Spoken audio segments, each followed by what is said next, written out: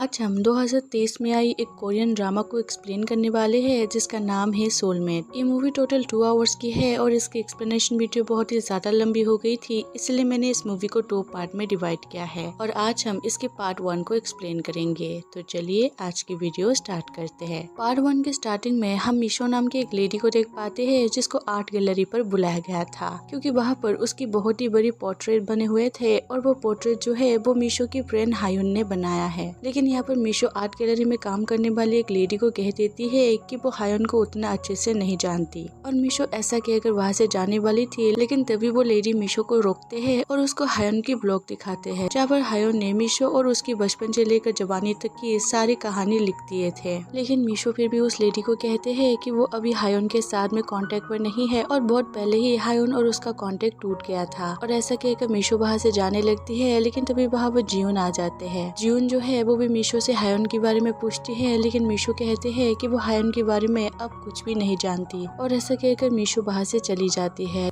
फिर हम मिशो को वापस से देख पाते हैं जो कि घर आने के बाद उसी ब्लॉग को वापस से देख रहे थे जिस ब्लॉग के बारे में उस लेडी ने मिशो को बताया था। और यहाँ से स्टोरी जो है वो 1998 में वापस से चली जाती है। वहाँ पर जीजू आइलैंड पर हम छोटी मिशो को देख पाते हैं जो कि दूसरे स्कूल से ट्रांसफर होकर यहाँ पर आई थी और इस स्कूल में हम छोटी हायुन को भी देख पाते हैं। वहाँ पर मिशो का जो बिहेवियर है वो थोड़ा सा रूड किस्म की थी और जब टीचर उसे हायुन के पास में जाकर बैठने के लिए कहते हैं तो वो वहाँ से भाग जाती है। और वहाँ पर मिशो मदर भी थी और मिशो का मदर जो है वो मिशो को रोकने के लिए उसके पीछे भागने लगती है। इसके बाद हम छोटी हायुन को फिर से देख पाते हैं जो कि मिशो को उसका बैग लौटाने के लिए वापस गए हुए थे। वहाँ पर हायुन मिशो को उसका बैग देते हैं, लेकिन मिशो कहते हैं कि तुम भी ऊपर आ जाओ, यहाँ से व्यू बहुत ही ज्यादा अच्छा दिखता है। लेकिन हायुन कहते हैं कि उसे ऊंचाई से बहुत ही ज्यादा डर लगता है, जिस पर मिशो उसे करेज देते हैं और कहते हैं कि तुम अपना आंखें बंद कर लेना और इससे सब कुछ ठीक हो जाएगा। और हायुन भी ठीक ऐसा ही करता है और उसी टाइम से उन दोनों के बीच में दोस्ती स्टार्ट हो जाते हैं। इसके बाद हायुन जो है वो मिशो को अपने घर में लेकर आती है और उन दोनों ने एक कैट को भी अपने साथ में लेकर आए थे। और तभी बाबा हायुन की मदर आ जाती है और हायुन मिशो को अपनी मदर से इंट्रोड्यूस कराते हैं। मिशो आज रात का डिनर हायुन की फैमिली के साथ ही करती है और इसके बाद मिशो की मदर मिशो को लेने के लिए आते हैं। मिशो की मदर मिशो को गाड़ी पर डांट लगाते हैं कि अगर तुम यहाँ पर हो तो मुझे कॉल कर सकते थे। लेकिन मिशो अपनी मदर से बहुत ही ज्यादा नाराज थी और वो अपनी मदर को कहते हैं कि हम सोल वापस कब जा रहे हैं, जिस पर उसकी मदर कहते हैं कि अभी सिचुएशन ठीक नहीं है, जब सिचुएशन ठीक हो जाएगा तो हम वापस से सोल चले जाएंगे। और ये बात सुनने के बाद मिशो अपनी मदर से कहते हैं कि पिछले बार भी आपने ऐसा ही सेम बात कहा था।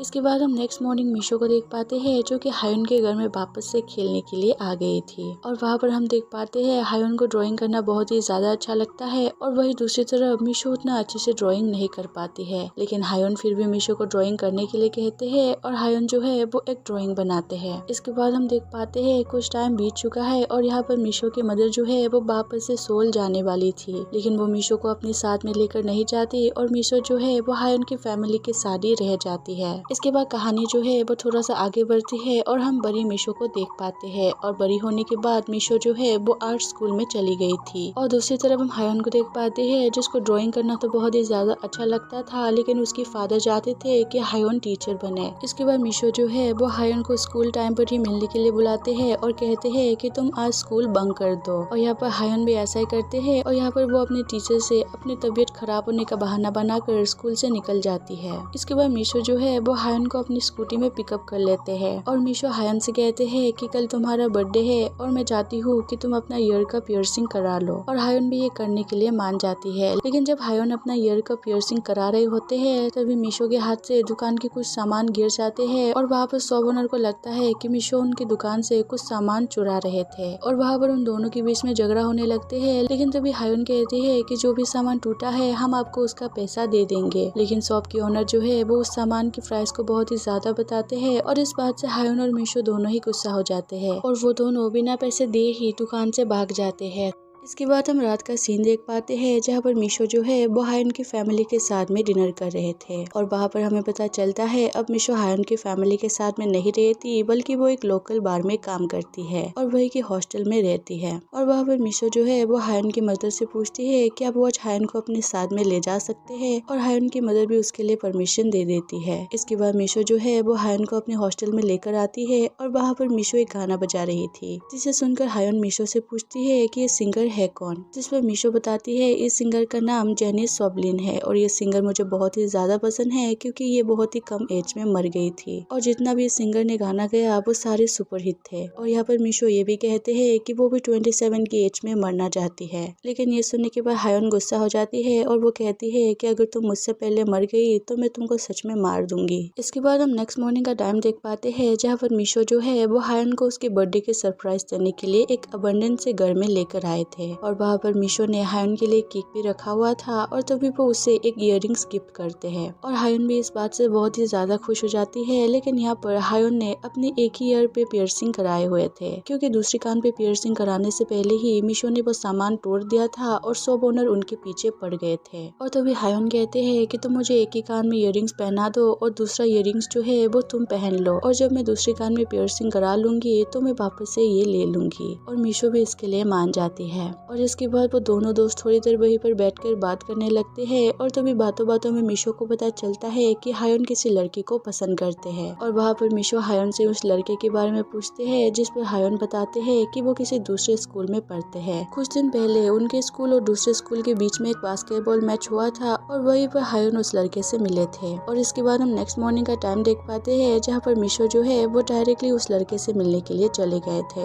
वहाँ पर वो लड़का जो है वो मीशो को पूछते हैं क्या मैं तुमको जानता हूँ, जिस पर मीशो कहते हैं कि तुम मुझे नहीं जानते। और वो लड़का वही है जिसको हमने मूवी के स्टार्टिंग में देखा था, यानी कि जियून। और जियून जो है वो मीशो से उसका नाम पूछते हैं जिस पर मीशो कहते हैं कि मेरा नाम जेनिस जॉपलिन है। और इसके बाद मीशो जो है वो डायरेक्टली जियून को कह देती है कि मेरी एक फ्रेंड है जिसका नाम है हायोन और वो तुमको बहुत ही ज्यादा पसंद करती है और नेक्स्ट वीक वो फिर से स्कूल इवेंट में तुमसे मिलेंगे तो तुम उसका दिल मत तोड़ना। और ऐसा कहकर मीशो जो है वहाँ से चली जाती है। इसके बाद नेक्स्ट वीक का टाइम आता है जहाँ पर हायोन के स्कूल के स्टूडेंट और जियून के स्कूल के स्टूडेंट फिर से मिलते हैं और वहाँ पर वो लोग एक गेम खेलते हैं जहाँ पर हर किसी को एक इंसान का नाम लेना होता है और अगर उस इंसान को वो इंसान पसंद है जिसने उसका नाम लिया है तो वो वहाँ पर स्टॉप कह सकते हैं। और यहाँ पर सारे लोग एक दूसरे का नाम लेने लगते हैं और जब हायोन की बारी आती है तो वो जियून का नाम लेती है और वहाँ पर जब हायोन जियून का नाम लेते हैं तो जियून स्टॉप कह देते हैं और इस तरह से उन दोनों के बीच में लव स्टोरी स्टार्ट हो जाते हैं। इसके बाद हम हायोन और जियून को फिर से देख पाते हैं जहाँ पर वो दोनों एक कैफे पर आए हुए थे और वहाँ पर हायोन जो है वो जियून से कहते हैं कि मैं तुम्हारा एक पोर्ट्रेट बनाना चाहती हूँ, जिस पर जियून भी उसके लिए मान जाते हैं और वहाँ पर हायोन जो है वो जियून की बहुत ही खूबसूरत सा पोर्ट्रेट बनाते हैं। इसके बाद कहानी प्रेजेंट डे में वापस आ जाते हैं जहाँ पर मीशो जो है वो अभी भी उस ब्लॉग को पढ़ रहे थे और अब कहानी 2004 में आ जाते हैं। 2004 में हम रात का सीन देख पाते हैं जहाँ पर मीशो जो है वो अपने काम पर थी और तभी वहाँ पर हायोन जियून के साथ में आ जाते हैं और मीशो भी उन दोनों को देख लेते हैं और मीशो जो है वो अपना चेहरा छुपाने लगते हैं लेकिन जियून उसे पहचान लेते हैं। और वहीं पर हमारी मुलाकात एक और लड़का से होता है जिसका नाम है क्यून और क्यून जो है वो मीशो के साथ में रिलेशन में है और वहाँ पर क्यून जो है वो मीशो को स्टेज पर गाना गाने के लिए बुलाते हैं और मीशो भी वहाँ पर क्यून के साथ में गाना गाने लगते हैं। इसके बाद हम मीशो, हायोन और जियून की बहुत ही अच्छे से टाइम को देख पाते हैं जहाँ पर वो तीनों एक साल बहुत ही अच्छे से टाइम स्पेंड कर रहे थे। इसके बाद हम देखते हैं कि वो तीनों एक जगह पर जा रहे थे जहाँ पर विश मांगने से सारी विश जो है वो पूरी हो जाती है और तभी हायोन कहते हैं कि वो बहुत ही ज्यादा थक गई है और वो वहाँ तक नहीं जा सकती, इसलिए हायोन जो है वो मीशो और जियून को वहाँ पर जाने के लिए कहती है। लेकिन मीशो कहते हैं कि जियून को तुम्हारी जरूरत है और वो वहाँ पर अकेले ही जाने लगती है और तभी हायोन जो है वो मीशो को आवाज देते हैं और जब मीशो पीछे मुड़ के देखते हैं तो हायोन उसका फोटो ले लेती है और ये फोटो वही है जिसको हमने मूवी के स्टार्टिंग में पोर्ट्रेट के रूप पर देखा था। और वहाँ पर मीशो जो है वो उस जगह के लिए निकल जाते हैं और मीशो के बाहर से जाने के बाद हायोन जियून को कहते हैं कि तुम भी मीशो के साथ में चले जाओ क्योंकि बाबा हायोन को लग रहा था कि कहीं मीशो खुद को हर्ट ना कर दे और जियून जो है वो भी मीशो के पीछे पीछे चले जाते हैं और वहाँ पर मीशो जो है वो कैंडल लगाकर अपना विश मांगते हैं और तभी वहाँ पर जियून भी पहुंच जाते हैं और वहाँ पर मीशो जो है वो जियून के गले में एक नेकलेस को नोटिस करते हैं। मीशो जियून से उस नेकलेस के बारे में पूछते हैं जिस पर जियून बताते हैं कि जब वो बहुत ही ज्यादा छोटा था तो वो बहुत ही ज्यादा बीमार पड़ गया था और डॉक्टर के पास ले जाने के बाद भी जियून की हेल्थ पर कुछ भी रिकवर नहीं हो रहे थे और तभी उनको किसी ने बताया कि इस नेकलेस को पहनने के बाद बीमारी जो है वो ठीक हो जाती है और जियून के ग्रैंड मदर ने भी जियून को ये नेकलेस पहना दिया और उस नेकलेस को पहनने के बाद जियून का जो हेल्थ है वो भी रिकवर होने लगे थे और इसलिए जियून जो है वो हमेशा इस नेकलेस को पहन कर रखते हैं। और वहाँ पर बातों बातों में वो दोनों एक दूसरे के करीब आ जाते हैं और एक दूसरे को किस कर लेते हैं और जब मीशो और जियून उस जगह से बाहर आते जाते हैं तो वहाँ पर हायोन भी पहुँच गए थे और इसके बाद वो तीनों वापस से अपने घर में जाने लगते हैं, लेकिन वापस जाते टाइम सारे लोग बहुत ही ज्यादा साइलेंट थे। इसके बाद हम नेक्स्ट डे का टाइम देख पाते हैं जहाँ पर मिशो जो है वो कियोन के साथ में सोल जाने वाले थे और तभी वहाँ पर हायोन मिशो से मिलने के लिए आते हैं और वहाँ पर हायोन मिशो को सोल जाने के लिए मना करती है, लेकिन मिशो कहते हैं कि उसको सोल में जाना होगा क्योंकि ये उसका सपना है और सोल में जाने के बाद वो और भी अच्छे से पेंटिंग सीखना चाहती है। हायोन मिशो को रोकने की बहुत ही ज्यादा कोशिश करती है, लेकिन मिशो जो है वो कियोन के साथ में बाहर से जाने लगती है और जाते टाइम हायोन जो है वो मिशो के गले में जियून का नेकलेस देख लेते हैं और वह हायोन को मिशो और जियून के ऊपर शक होने लगते हैं क्योंकि हायोन ने भी जियून को इस नेकलेस को पहनते हुए देखा था। लेकिन अब कुछ भी सवाल करने के लिए बहुत ही ज्यादा देर हो गई थी क्योंकि मिशो बाहर से चली जाती है।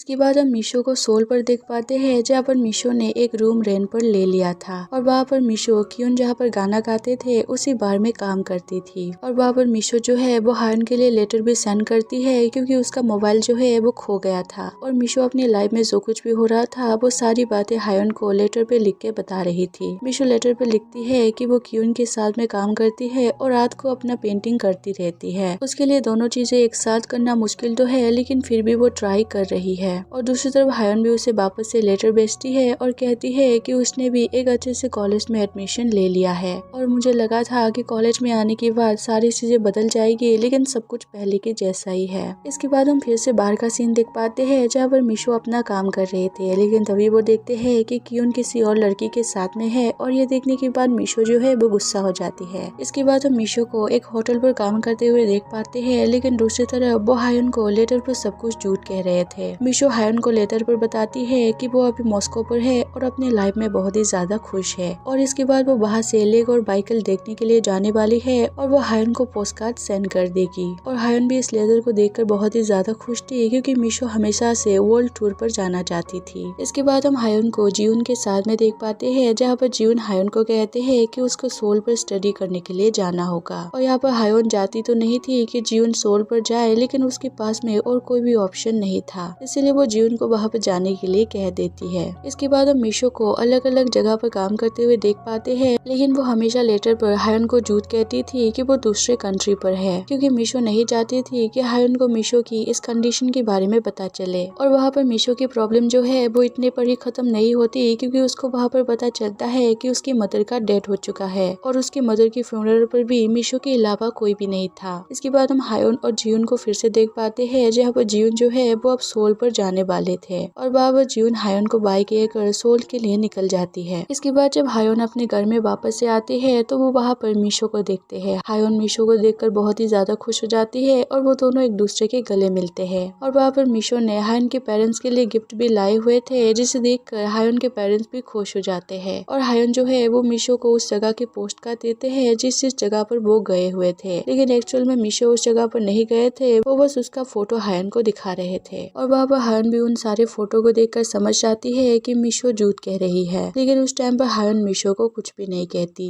इसके बाद हायोन और मिशो जो है वो एक साथ बुसान पर घूमने के लिए जाते हैं और वहाँ पर वो दोनों एक दूसरे के साथ में बहुत ही ज्यादा खुश थे। इसके बाद हम रात का सीन देख पाते हैं जहाँ पर उन दोनों ने वहाँ पर रुकने के लिए एक होटल पर रूम ले लिया था और तभी मिशो जो है वो टॉयलेट पर चली जाती है क्योंकि उसका पीरियड चल रहा होता है और हायोन मिशो से कहती है कि तुम मेरे बैग से एक पैड निकाल के दे दो और हायोन भी मिशो के बैग में पैड ढूंढने लगती है, लेकिन तभी उसको वहाँ पर जियून का वो नेकलेस मिल जाते हैं और ये देखने के बाद हायोन को बहुत ही ज्यादा बुरा लगता है, लेकिन वो मिशो को फिर भी कुछ भी नहीं कहते। इसके बाद वो दोनों डिनर करने के लिए चले जाते हैं, लेकिन हायोन जो है वो मिशो को बहुत ही एक्सपेंसिव सा होटल पर लेकर आए थे और वहाँ पर मिशो हायोन को कहते हैं कि ये जगह बहुत ही ज्यादा एक्सपेंसिव है, हम दूसरी जगह पर जा सकते हैं, लेकिन हायोन कहते हैं कि उसको इसी होटल पर खाना है, जिस पर मिशो भी इसके लिए मान जाती है। इसके बाद मिशो जो है वो वहाँ के काउंटर पर जाते हैं और वहाँ से विस्की बनाने वाले कुछ सामान को लेकर कुछ अमीर लोगों के पास में चली जाती है और वहाँ पर मिशो उन लोगों से डील करती है कि वो उनके लिए विस्की बना कर देंगे और उन लोगों को मिशो को एक वाइन की बोतल देना होगा और वो लोग भी इसके लिए मान जाती है और मिशो जो है वो उन लोगों को विस्की बनाकर देते हैं और वो लोग भी मिशो को वाइन की बोतल दे देती है। लेकिन जब मिशो उस वाइन की बोतल को हायोन के पास में लेके आते हैं तो हायोन मिशो के ऊपर गुस्सा करते हैं, जिसे देखकर मिशो हायोन से कहते हैं क्या तुमको मेरे साथ रहने में एम्बैरेस फील हो रहा है और वहाँ पर उन दोनों के बीच में झगड़ा होने लगते हैं और तभी वो लोग वापस से मीशो के पास में आते हैं और तभी वो लोग वापस से मीशो को विस्की बनाने के लिए बोलते हैं, लेकिन मीशो इस बार उन लोगों के ऊपर गुस्सा करती है और हायन भी वहाँ पर बहुत ही ज्यादा गुस्सा हो गई थी और वो मीशो को वहीं पे छोड़ के चली जाती है। हायन के वहाँ से जाने के बाद मीशो भी होटल पर वापस से आती है, लेकिन मीशो जो है वो होटल से अपना सामान लेकर बाहर से जाने लगती है। मीशो को जाता हुआ देखकर हायन भी मीशो के पीछे पीछे जाते हैं, लेकिन मीशो वहाँ पर नहीं रुकती और वहाँ से चली जाती है। और इसी के साथ हमारा पार्ट 1 खत्म हो जाते हैं। अगर आप लोगों को वीडियो अच्छा लगा तो चैनल को सब्सक्राइब और वीडियो को लाइक जरूर कर देना और इस वीडियो के पार्ट 2 को मैं जल्द ही अपलोड करने की कोशिश करूंगी।